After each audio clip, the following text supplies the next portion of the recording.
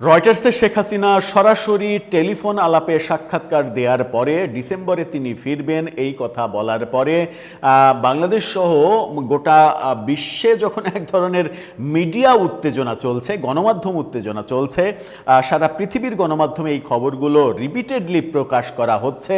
শেখ হাসিনার ব্যাপারে বাংলাদেশের কোন মন্ত্রী কি বলছেন, বাংলাদেশের সরকার গণমাধ্যমের উপরে কি চাপ সৃষ্টি করছে, এই ব্যাপারগুলো রিপিটেডলি আন্তর্জাতিক গণমাধ্যমে যখন খবর হচ্ছে, তখন পর্যন্ত গতকালকের আগ পর্যন্ত ভারত নিশ্চুপ ছিল। ভারতের কোনো বক্তব্য পাওয়া যায়নি, কিন্তু অবশেষে ভারত সরকার মুখ খুলেছে শেখ হাসিনার এই বক্তব্য এবং শেখ হাসিনার ফেরা বিষয়ে। ভারত সরকার যখন মুখ খুলল তখন এটা কিন্তু খুবই গুরুত্বপূর্ণ একটা ব্যাপার যে তারা কি বলতে চাইলো। ভারতের পররাষ্ট্র মন্ত্রণালয়ের মুখপাত্র রণধীর জসওয়াল তিনি ব্রিফিংয়ে এই ব্যাপারে মন্তব্য করেছেন। কি বললেন তিনি, পাশাপাশি ভারতীয় সাংবাদিকরা কি বলছেন শেখ হাসিনার ফেরা না ফেরা নিয়ে। কলকাতার সিনিয়র সাংবাদিক সুবীর ভৌমিক সাম্প্রতিক সময়ে গতকালকেই আমরা দেখেছি একটি অনলাইন গণমাধ্যমে তিনি একটা দীর্ঘ সাক্ষাৎকার দিয়েছেন এবং সেখানে তিনি দাবি করেছেন যে অজিত দোভাল ভারতের নিরাপত্তা উপদেষ্টা সহ নিরাপত্তা সেক্টরের যত ঊর্ধ্বতন কর্মকর্তা রয়েছে তাদের অনেকের সঙ্গে কথা তিনি বলেছেন এবং ভেতরের অনেক তথ্য তিনি জানেন। কি সেই তথ্য, চলুন একটু ছোট্ট করে জেনে দেখার চেষ্টা করি এই ভিডিওতে। থাকবেন পলিটিক্স টিভির নিয়মিত আয়োজনে।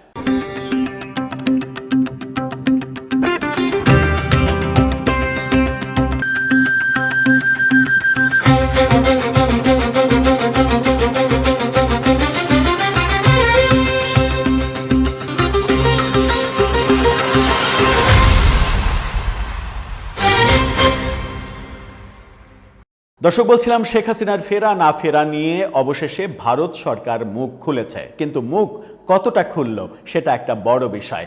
মুখ কি অনেক বড় করে খুলল, অনেক বেশি তথ্য আসলো, নাকি সামান্য একটু একটা দুইটা বাক্যে আমাদেরকে অনেক কিছু বুঝে নিতে হবে।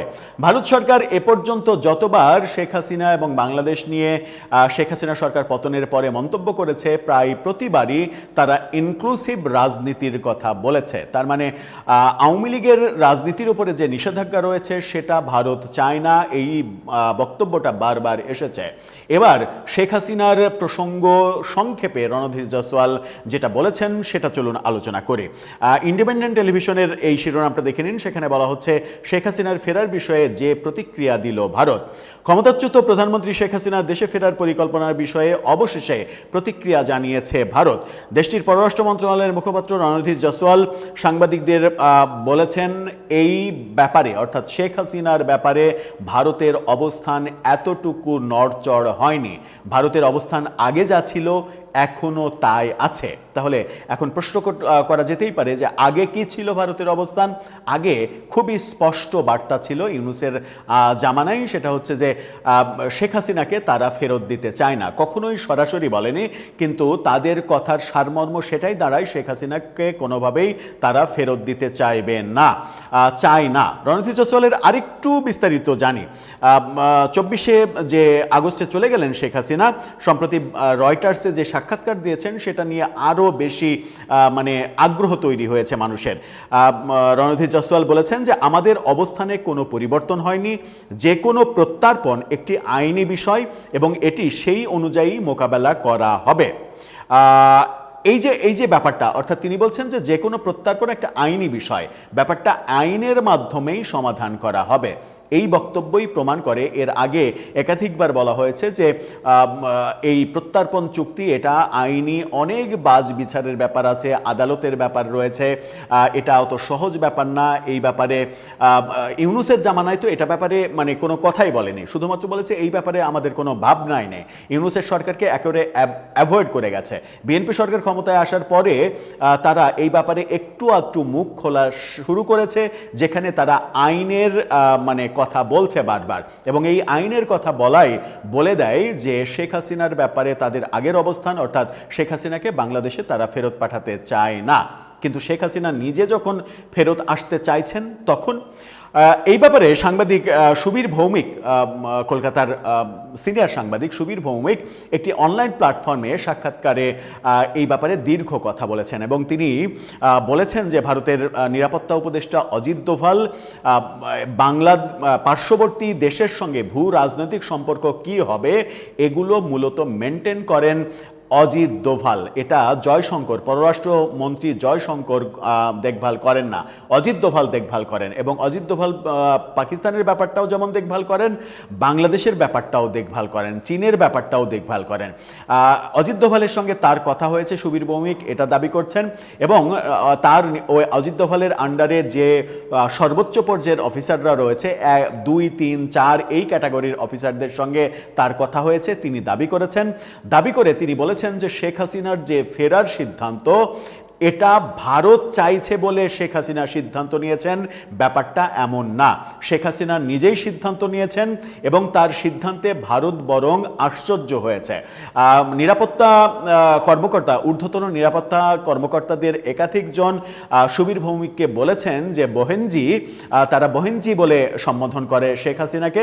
বহেনজি যে ফেরত যাওয়ার ঘোষণা দিয়েছে এটা তো একটা মারাত্মক ব্যাপার, একটা তো ম্যাসাকার হতে পারে। এবং সেই ক্ষেত্রে মানে পাকিস্তানের প্রসঙ্গ এসেছে, বেনজির ভুট্টো সেই প্রসঙ্গ এসেছে এবং পাকিস্তানকে নিয়ে তারা বেশি সব থেকে মানে শঙ্কায় রয়েছে, পাকিস্তানি আইএসের শঙ্কায় রয়েছে।